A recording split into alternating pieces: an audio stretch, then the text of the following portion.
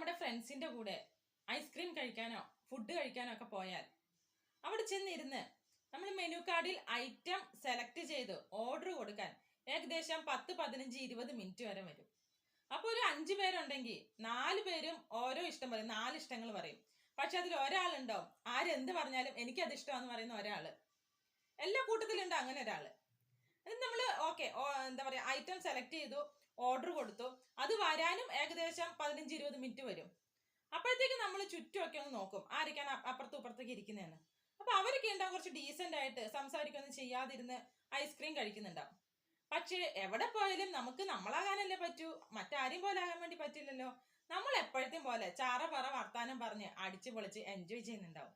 നിങ്ങളും ഇങ്ങനെയാണോ? ഫ്രണ്ട്സിന്റെ കൂടെ പോയാൽ അനുഭവം കമന്റ് ചെയ്യാൻ മറക്കല്ലേ.